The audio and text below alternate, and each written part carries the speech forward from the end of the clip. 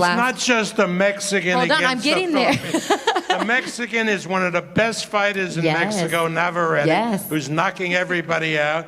And the Filipino is the grandson of the first Filipino to win a world title, the legendary Flash Elordi. His grandson is fighting for a world title. That's not just the Mexican against the Filipino. I Well understand. said, Yep. Bob. Well said.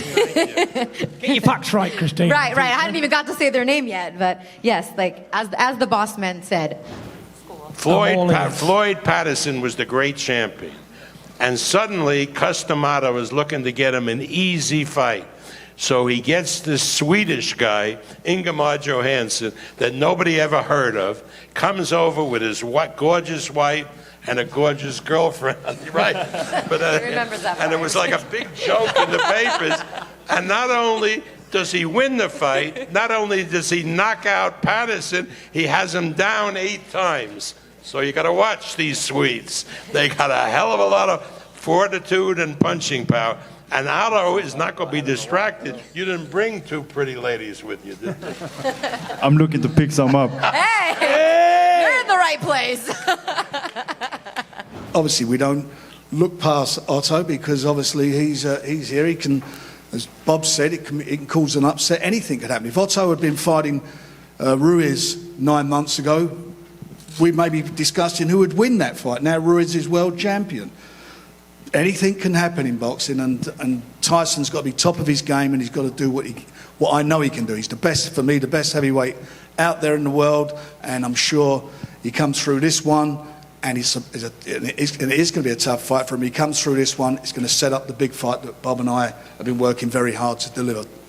And I'm not overlooking the fight. What I'm saying is that's what's at stake. Oh, absolutely. There's a lot at stake at this fight. You know, anything can happen in boxing. One punch can change the whole thing. There's a lot at stake. Tyson can't afford to take his eye off the ball.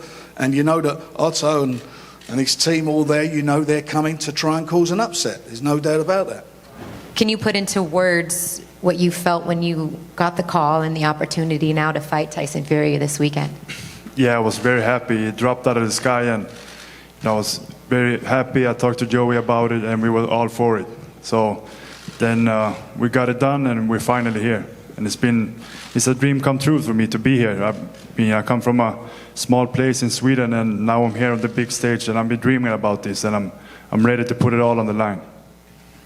For those who haven't really had a chance here in the States to see you fight, there's been a couple mishaps that have prevented that in the last year from happening. But how would you kind of describe your style as a fighter for those that are looking forward to seeing you? What should they expect from you come Saturday night? They can expect a good boxer. I'm well schooled. I got a good background, and I got good defense, good offense, good defense, and yeah, I think I have what it takes to cause an upset. You've been sparring with the likes of Anthony Joshua, Kubrat Pulev, Big Baby Miller, just to name a few. How have those experiences, although yes, headgear and the different gloves, it is a different story, but that's still good experience for you to prepare you for Tyson Fury, yes? Yeah, of course. I mean, sparring is just sparring, but it's the closer you can get to a fight. And I haven't been on this big stage in fights before, but I've been in sparring, and I feel like I've always done well, and I feel like I'm on this level, and I'm ready to prove it. What's the best thing, Ben, about working with Tyson Fury?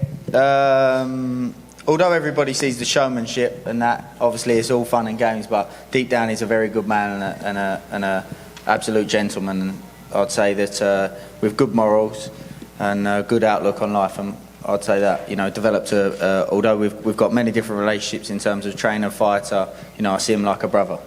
Bob, when was the last time you saw an entrance like something that like Tyson Fury did? Can you remember another time with the Apollo Creed, and he had the dancers and the flaming? I mean, that was something very memorable. Apollo Creed was in a movie. Right. This was real life. No, I'm saying what he did was the last crazy He's on a good entrance that I saw was, and Frank I think might remember it, when Prince Ahmed came down from the ceiling, right? Yeah. And the Mexican he was fighting the Mexican guys are throwing the beer. It wasn't beer. It was the same colours. You don't know that for a fact. You don't know that for a fact. He did, because he tasted a bit of it. I've met quite a few Mexican people since I've been here, and I found every one of them loving and respectful and honourable. So I can only go on how I've been treated by everybody, and it's been a fantastic experience. You know, Jorge's welcomed us, and he's been training with us on a daily basis for the last 2 camps. It's been an amazing asset to the team. Big thank you, Jorge. Shout out. Thank you, Ray. With Mr. Trump, tear down that wall. We need more Mexicans in this country. Hell yeah! You weren't there yesterday. What Bob said was after the fight, you're going to go down to the border and you'll help personally lift people up over the wall if they want to come into the United States. Stand on Bob as a step. That's it. And then reach over and I'll grab him. Hands down. So I don't know much about Otto at all, to be fair, and that's sometimes a good thing, because when you know everything about an opponent, it doesn't really turn me on a little bit more than it should do. But when the unknown, it's more exciting, isn't it? Oh, absolutely. You know, I don't know. I know he's good looking, blonde hair, blue eyes, just my type, may I say, and tall, in shape. Right. He's got a good manager and a good trainer, you know. I've no joy going back when he used to train with Andy Lee, who's a cousin of mine. And I know Dimitri from like 2010 at the Kronk Gym. So we all have a good little long relationship here. And these boys know how I train and know how I fight. And Joey knows the family I come from, the fighting stock. So, you know, no one's under any illusions. Like Bob said, Ingemar Johansson came and he knocked out Floyd Patterson. So is Otto Wallin going to knock out El Rey Gitanos? Definitely not. Because the fact is, I don't underestimate anybody. I give everybody the ultimate respect. Even if I'm fighting a guy who's had 20 fights and lost 20, I will train for him like he's had 20 knockouts in a row, because I never fail to prepare. I trained hard for this fight, as hard as I trained for Wilder, as hard as I trained for anybody. I've not overlooked him. I've been in America for 5 weeks training. I was in Spain for 2 weeks before that, and I was at home for 2 weeks before that. I'm as strong as I've ever been. I feel very, very fit and very, very accurate. We've been working on different things in the gym. Obviously, the tallness and the southpaw, and he's a defensive fighter. That always is a challenge. But I've never met a challenge I couldn't defeat. I've never met a mountain I couldn't climb. I've never met a man I couldn't beat. So he's going to be no exception. And if all things go to plan, we're going to have a good fight, entertain the Las Vegas fans, and hopefully we'll go for a beer afterwards. Who knows? Since Mr. Aaron said that you are learning Spanish, so I will ask you in Spanish. ¿Cómo se siente? This man is from Argentina. No, Mexico. What? Mexico? Yes. I thought you're from Argentina. Mexico. Okay. Oh, please. Okay, good. Many years ago. Good. Okay. Many years ago, Argentina.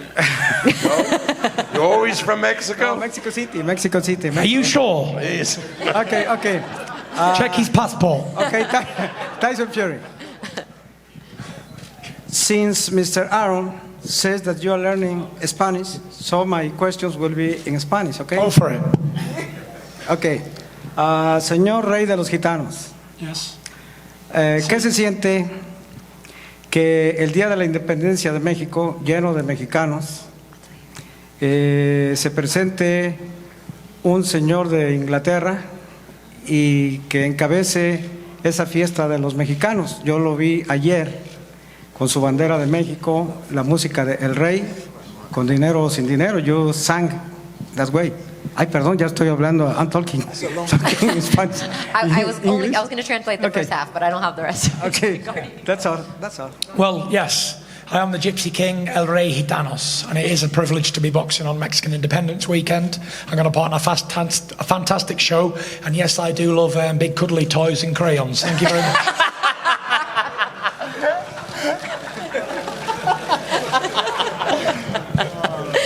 One more question. I don't know if And I do like being tickled, yes. Yeah. You forgot. That was the last part. What people don't know is, I wasn't supposed to box on this weekend. I was supposed to box in New York, early October to mid-October. And when we heard that Canelo Alvarez wasn't going to be fighting on Mexican Independence Weekend, I thought, damn, what a shock, because, you know, this has been a special weekend for many events in Las Vegas every year for boxing. So I thought the Mexican people are not going to have a main attraction, a main event. So I need to step in. So I brought my fight date forward 4 weeks. 4 weeks closer to fight. Just so you could see El Rey Gitanos, and so that the Mexican people could have a main event, a massive superstar fighter boxing on this weekend. And so that's thank you true. very much. He's telling the truth. Really, he's supposed to fight October 5. He calls up, he says, look, the date's open. I'm half Mexican. I want to fight on that date. That's the truth.